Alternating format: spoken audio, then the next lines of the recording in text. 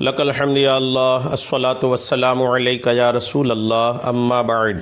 اعوذ باللہ من الشیطان الرجیم بسم اللہ الرحمن الرحیم۔ سلسلہ ہے ہم سے کیے ہوئے سوالوں کے جواب کا۔ ایک یہ سوال آیا ہے کہ امام کا محراب میں کھڑا ہونا کیسا ہے؟ مسجد میں امام کے لیے جو جگہ بنی رہتی ہے اس کو محراب بولتے ہیں، اور پھر محراب الگ الگ چیزیں بھی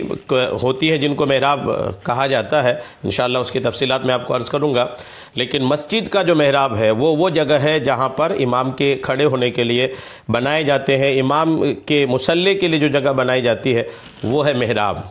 اب محراب بعض اوقات مساجد میں ایسے بنے ہوتے ہیں کہ امام محراب کے اندر کھڑے ہوتے ہیں اور بعض اوقات تھوڑا باہر بھی کھڑے ہوتے ہیں، تو امام محراب کے اندر کھڑا ہو تو کیا حکم ہے، امام محراب کے باہر کھڑے ہو تو کیا حکم ہے؟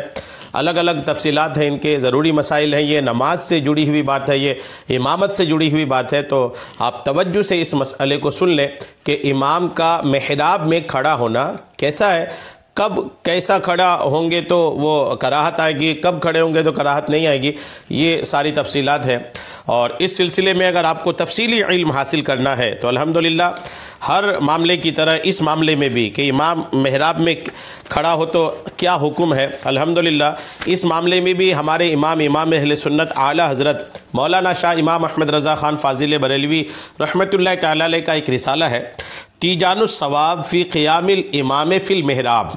محراب کے معنی اور امام کے محراب میں کھڑا ہونے پر نفیس بحث،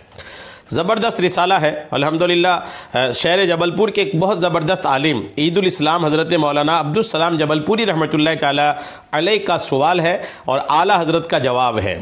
اور اس جواب میں سرکار اعلیٰ حضرت رحمۃ اللہ تعالی علیہ نے اس بات کو واضح فرمایا ہے کہ محراب کس کو بولتے ہیں اور محراب کی کتنی صورتیں ہیں۔ اعلیٰ حضرت رحمۃ اللہ علیہ نے جو رسالے میں لکھا ہے میں مختصر وضاحت کر دوں۔ پہلے تو اعلیٰ حضرت رحمۃ اللہ تعالی علیہ نے محراب حقیقی اور محراب صوری کی وضاحت فرمایا ہے۔ ایک صورتاً محراب ہے اور ایک حقیقتاً محراب ہے۔ تو حقیقی محراب تو وہ جگہ ہے جہاں امام کے لیے، جہاں امام کھڑے ہو، صفوں کے درمیان کی جگہ، چاہے مسجد کی عمارت کھڑی ہو چاہے نہ ہو۔ اور صوری جو محراب ہے وہ تعمیر جو کی جاتی ہے، بنائی جاتی ہے جو اینٹ گاڑے وغیرہ سے، اس کو صوری کہتے ہیں۔ حقیقی محراب وہ ہے جہاں امام کھڑے ہوتے ہیں، وہ جگہ جو ہے زمین کا حصہ وہ حقیقی محراب ہے۔ اعلیٰ حضرت رحمۃ اللہ تعالیٰ نے پہلے تو یہ فرمایا، پھر اعلیٰ حضرت رحمۃ اللہ علیہ نے یہ بھی فرمایا کہ محراب ہر بلند جگہ کو، صدر مجلس کو، ہر اعلیٰ جگہ کو محراب کہتے ہیں۔ اس پر بھی الحمدللہ سرکار اعلیٰ حضرت رحمۃ اللہ تعالیٰ علیہ نے کافی باتیں الحمدللہ تحریر فرمایا ہے۔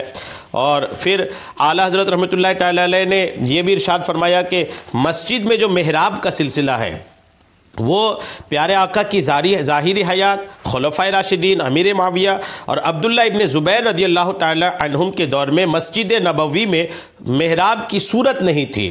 صوری طور پر جو محراب بنایا جاتا ہے نا، وہ محراب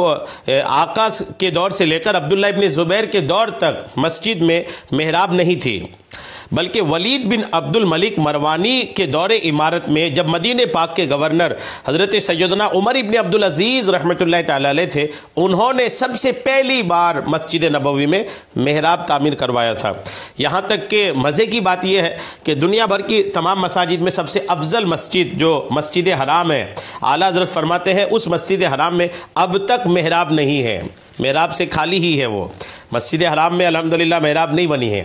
تو محراب کے تعلق سے تو سرکار اعلیٰ حضرت رحمۃ اللہ تعالی علیہ نے یہ ارشاد فرمایا، اور یہ بھی ارشاد فرمایا کہ حضرت عمر ابن عبدالعزیز رحمۃ اللہ تعالی علیہ نے جب مسجد نبوی میں پہلی بار محراب تعمیر کروایا تھا تو اس وقت مسجد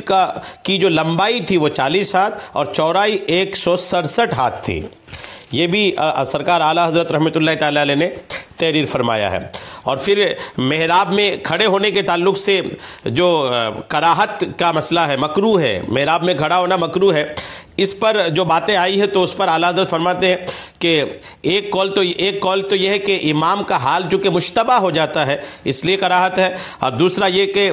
جگہ مختلف سی سمجھ میں آتی ہے کہ محراب چونکہ ایک الگ جگہ سمجھ میں آتی ہے تو جگہ مختلف ہونے کی، امام دوسری جگہ میں ہے، مقتدی دوسری جگہ میں ہے، اس کی وجہ سے یہ اہل کتاب سے مشابہت ہونے کی وجہ سے کراہت ہے۔ الگ الگ باتیں کی گئی ہیں، اور مشتبہ ہونے والی صورت کہ امام کی صورت حال مشتبہ ہو جائے کہ امام کیا کر رہے ہیں کیا نہیں کر رہے ہیں، مقتدیوں کو سمجھ میں نہیں آئے، اعلیٰ حضرت نے اس کا رد کیا ہے کہ ایسی صورت نہیں پیدا ہوتی، اور پھر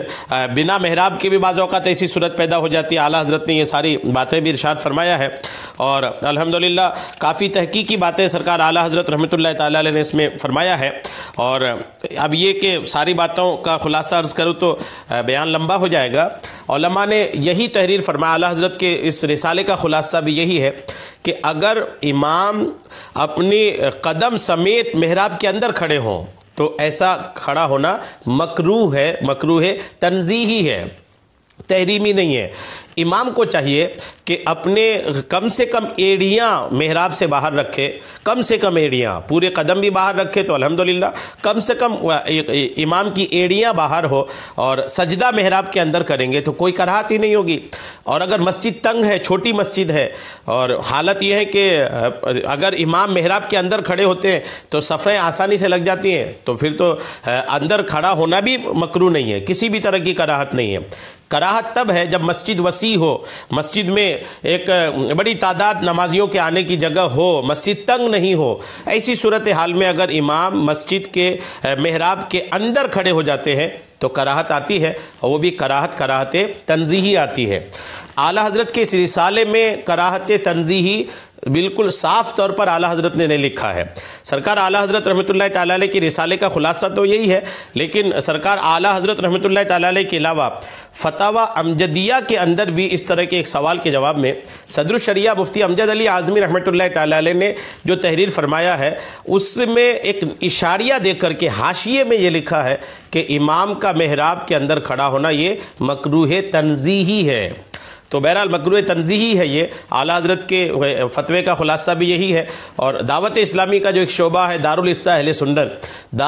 سنت دعوت اسلامی کا ایک شعبہ مفتیان کرام کا، جس میں فتوے صادر کیے جاتے ہیں، اس سے بھی وہ ایک فتویٰ یہی صادر ہوا ہے کہ